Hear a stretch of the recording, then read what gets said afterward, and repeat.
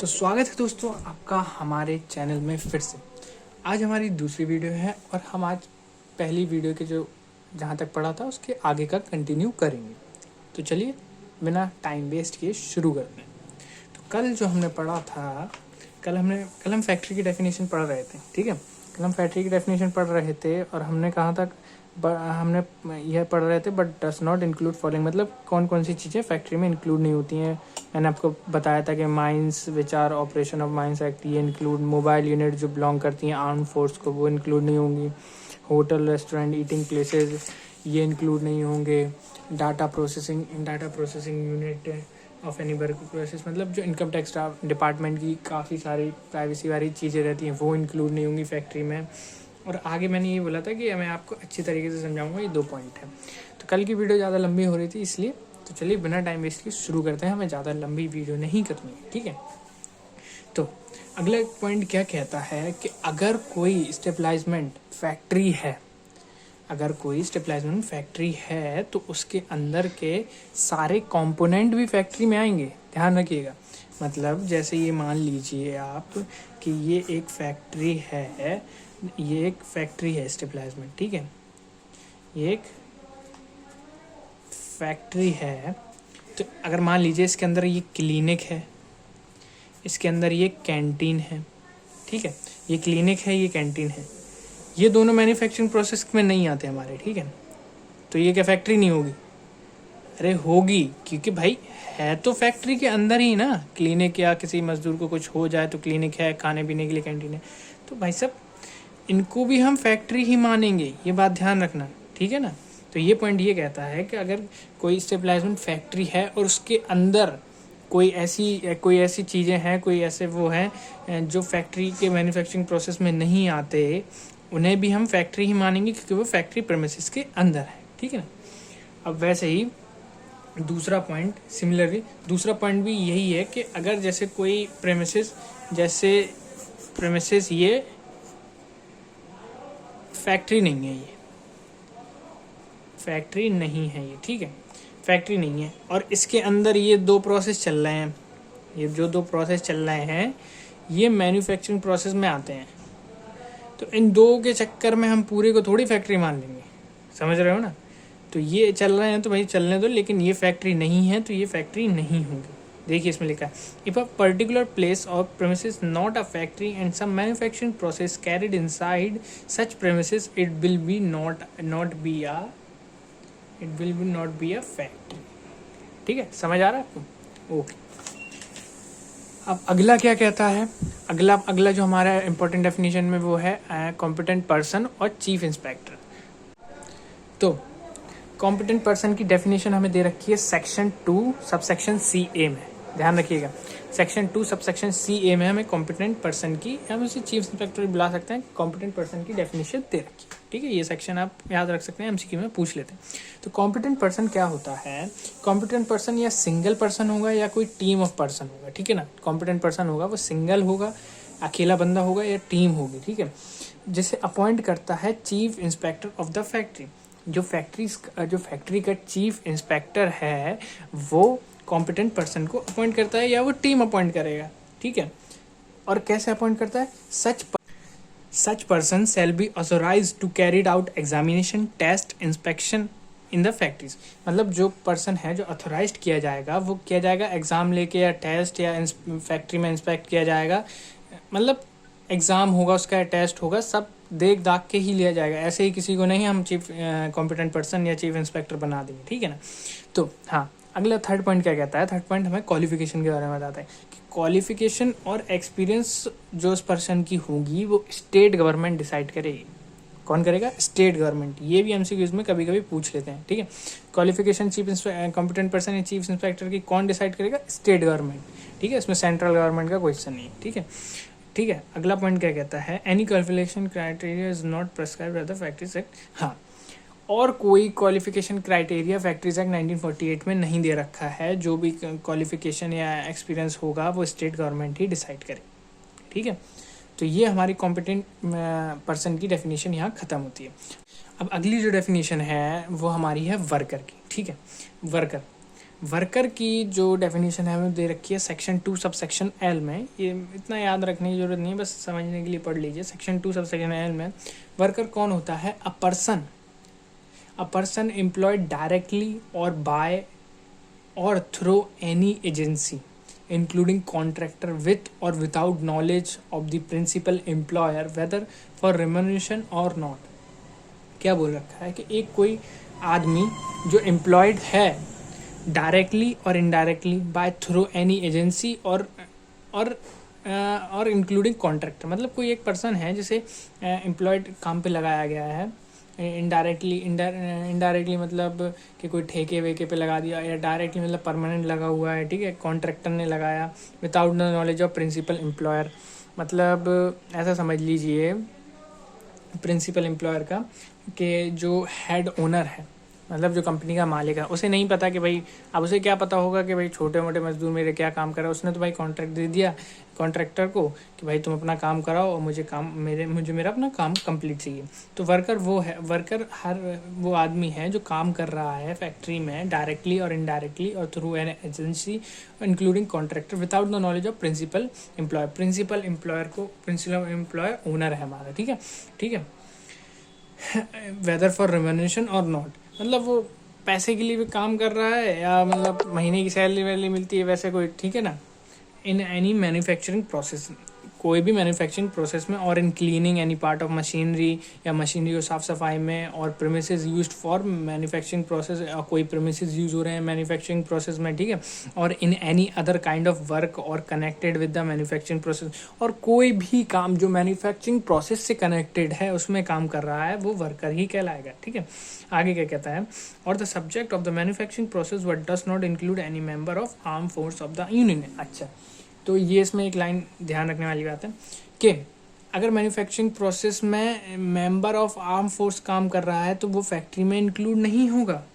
और the subject of the manufacturing process but does not include any member of arm force of the union, मतलब जो army का कोई बंदा अगर वैसे मैन्युफैक्चरिंग प्रोसेस में काम कर रहा है तो वो वर्कर में इंक्लूड नहीं होगा, ठीक है ना, वो वर्कर में इंक्लूड नहीं होगा। जैसे मैंने वो बताया था, वो आर्म फोर्स की जैसे कोई यूनिट मोबाइल बनाती हैं तो वो फैक्ट्री की डेफिनेशन में इंक्लूड नहीं होंगी। अगर वैसे आर्म फोर्स का बंदा कुछ मैन्युफैक्चरिंग प्रोसेस में काम कर रहा है तो वो वर्कर में इंक्लूड नहीं होगा, ठीक है ना। इस पर एक केस भी है, कुछ ज़्यादा खास नहीं है, मैंने लिख रखा है, बस ऐसे ही लिख देना आप भी अगर आए। Lal Mohammad versus Indian railway construction company limited, बाकी कोई वो नहीं है, ठीक है ना। अब जो अगली डेफिनेशन है ऑक्यूपायर की, ये काफ़ी इंपॉर्टेंट है। ये देखिए मैंने भी वेरी इंपॉर्टेंट लगा रखा है, ठीक है, ये काफ़ी इंपॉर्टेंट है, अच्छी तरह से समझ के पढ़िएगा। तो ठीक है, पहला पॉइंट मैंने पॉइंट में लिख रखा है, अभी समझ के पढ़िएगा, ठीक है। अब क्या कहता है कि ऑक्यूपायर की डेफिनेशन दे रखी है सेक्शन 2N में, ठीक है, समझ के चलना। सेक्शन 2N में ऑक्यूपायर की डेफिनेशन दे रखी है, ठीक है। तो ऑक्यूपायर की डेफिनेशन हमें कहाँ दे रखी है?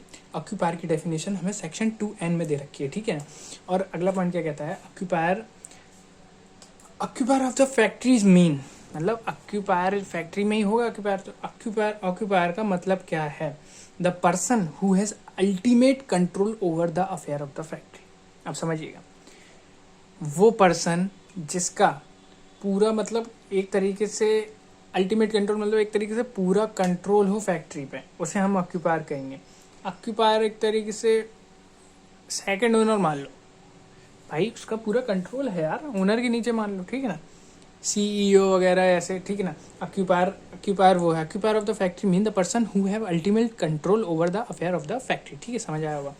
थर्ड पॉइंट क्या कहता है, in case of a firm, अगर फर्म है, ठीक है ना, और other association of individual any one of the individual partner और member shall be dividend factory, ठीक है। इन केस अगर कोई फर्म है या कोई अदर एसोसिएशन है of any individual one of the partners की है, तो उन जो पार्टनर्स हैं उनमें से कोई individual shall be deemed to be the occupier, उनमें से कोई मेंबर या पार्टनर उस फर्म का या एसोसिएशन का ऑक्यूपायर कहलाएगा, ठीक है ना। वो जिसको भी बनाना चाहे वो बात अलग है, लेकिन वो कहलाएगा। तो फर्म में क्या है, कोई इंडिविजुअल या मेंबर उसका ऑक्यूपायर कहलाएगा, ठीक है। अब इन केस ऑफ अ कंपनी में ऑक्यूपायर कौन कहलाएगा, ध्यान से पढ़िएगा, ये इंपॉर्टेंट लगा रखा है मैंने ये भी, ठीक है ना। ठीक है। तो in case of a company any one of the director shall be deemed to be the occupier. अगर कंपनी का केस है तो जो उसका डायरेक्टर, जो 3-4 डायरेक्टर, जितने भी डायरेक्टर, उनमें से कोई भी एक director shall be deemed to the occupier, उनमें से कोई एक ऑक्यूपायर होगा। ठीक है ना, समझ आया। अब अगला पॉइंट क्या कहता है, in case of a factory owned और control by the central government और एनी स्टेट गवर्नमेंट और any other local authority. In case of a factory owned, कोई एक फैक्ट्री है जिसको सेंट्रल गवर्नमेंट या स्टेट गवर्नमेंट ओन्ड करती है, चलाती है, ठीक है, मतलब 51% से शेयर ज़्यादा गवर्नमेंट के हैं, और कोई लोकल अथॉरिटी चलाती है, तो उसमें से उनमें ऑक्यूपायर कौन होगा? उनमें ऑक्यूपायर होगा द पर्सन और a persons appointed to manage the affair of the factory by the central government और स्टेट गवर्नमेंट और local authority as case may be shall be deemed to be the occupier. उसमें occupier वो होगा जो मतलब जो उनके फैक्ट्री में जो मतलब जो भी उनमें ऐसा होगा कि जो स्टेट गवर्नमेंट या लोकल अथॉरिटी या सेंट्रल गवर्नमेंट है, जो वो डिसाइड करेंगे वो उसे ऑक्यूपायर बनाएंगे, वो उनके ऊपर है, क्योंकि भाई वही चला रहे हैं, वही मालिक हैं, वही बताएंगे कौन रहेगा कौन नहीं रहेगा। ठीक है ना, तो इसमें वो होगा। अब अगला पॉइंट क्या कहता है, in case of a ship which is being repaired और which maintenance work be carried out dry dock. अब मान लीजिए जैसे जो डॉक वगैरह होते हैं, जो समुद्र के किनारे ख़राब शिप वगैरह खड़ी रहती है, उनका मेंटेनेंस चलता रहता है, तो वहाँ ऑक्यूपायर कौन होगा? तो वहाँ ऑक्यूपायर होगा the owner of the dock.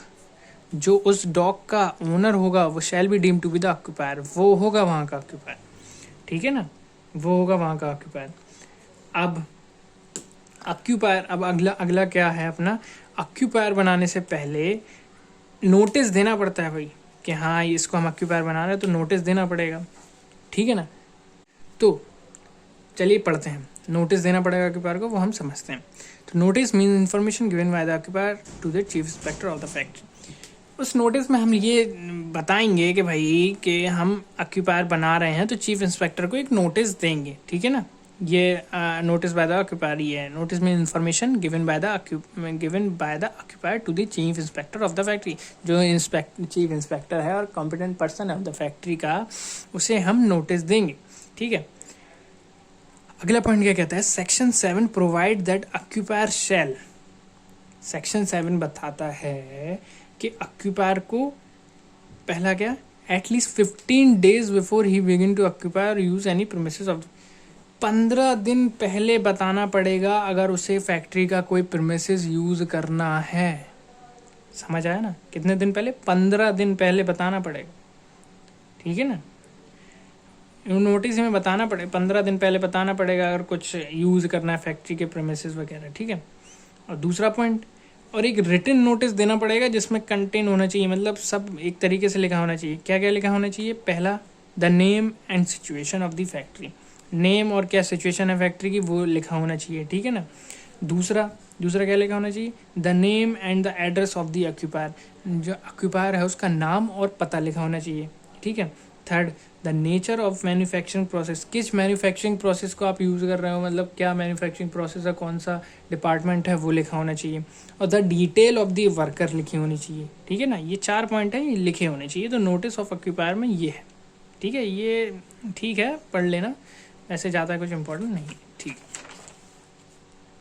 अब अगला क्या कहते हैं, whenever a new manager is appointed, the occupier shall send to the chief inspector a written notice within the 7 days from the date of the person taken over charge।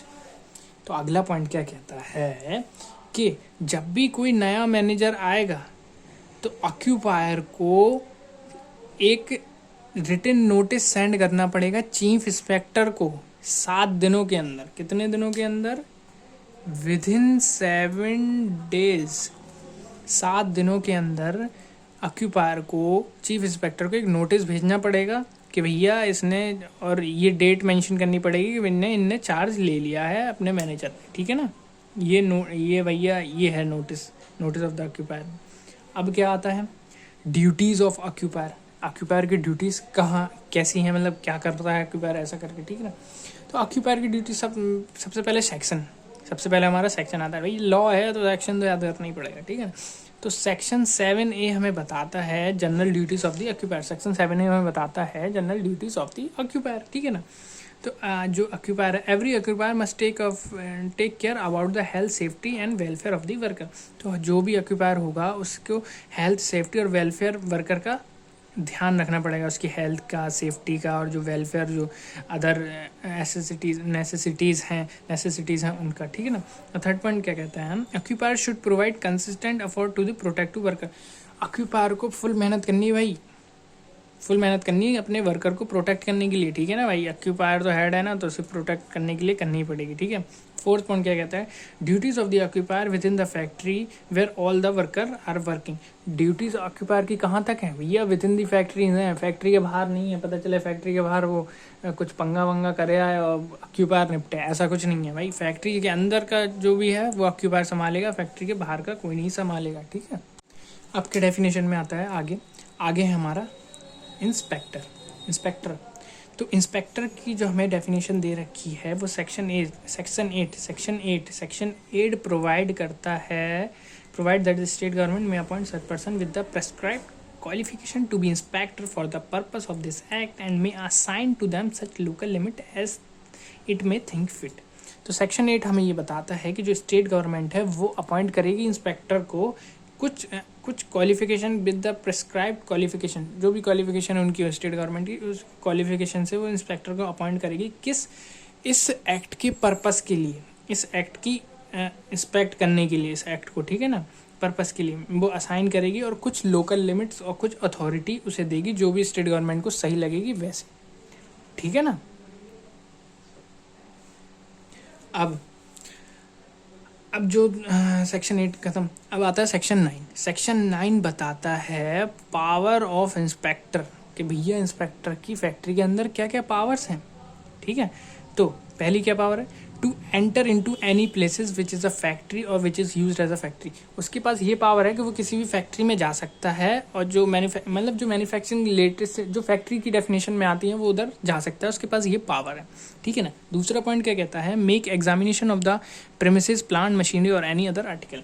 जो inspector है वो किसी भी चीज़ का फैक्ट्री के अंदर examination ले सकता है, जो आर्टिकल बन रहे हैं, जो बन रहा है उनका ले सकता है, मशीनरी की जांच कर सकता है कि सही चल रही, वर्करों की सेफ्टी है कि नहीं, वो सब प्लांट चेक कर सकता है, अपने ऑडिट बुक देख सकता है अपनी कि सब सही है कि नहीं, ठीक है। थर्ड पॉइंट क्या कहता है, inquire into any accident or dangerous occurrence whether resulting in body injury, disability or take the sports statement of any person which may be considered necessary। हाँ, वो इंक्वायरी कर सकता है कि accident or dangerous occurrence whether resulting in body, मतलब जहाँ जैसे hazardous process है वहाँ काम चल रहा है तो वहाँ के वर्करों से पूछताछ कर सकता है कि भैया कोई बॉडी में दिक्कत तो नहीं हो रही, मतलब जो डिसेबल काम कर रहा है उनसे पूछ सकता है, उनका स्टेटमेंट ले सकता है, कोई दिक्कत तो नहीं हो रही काम करने, हमें बताइए, हम इंस्पेक्टर हैं, वैसे करके सब जायज़ा ले सकता है। एक तरीके से वो छापा मार दिया उसने फैक्ट्री में, अब वो जायज़ा ले रहा है, अगर कोई दिक्कत आई तो फैक्ट्री का ऑक्यूपायर तो गया, ठीक है ना। चलिए आगे पॉइंट क्या कहते हैं, required the production of any document relating to factory. वो कोई भी डॉक्यूमेंट मांग सकता है भाई, और आपको दिखाना पड़ेगा क्योंकि भाई गवर्नमेंट ने उसे राइट दे रखा है, वो इंस्पेक्टर है, वो दरोगा जी हैं, उन्हें आपको दिखाना ही पड़ेगा, ठीक है। अगला पॉइंट क्या कहता है, seize or take copies of any register record or any other document or any other person as may be condition.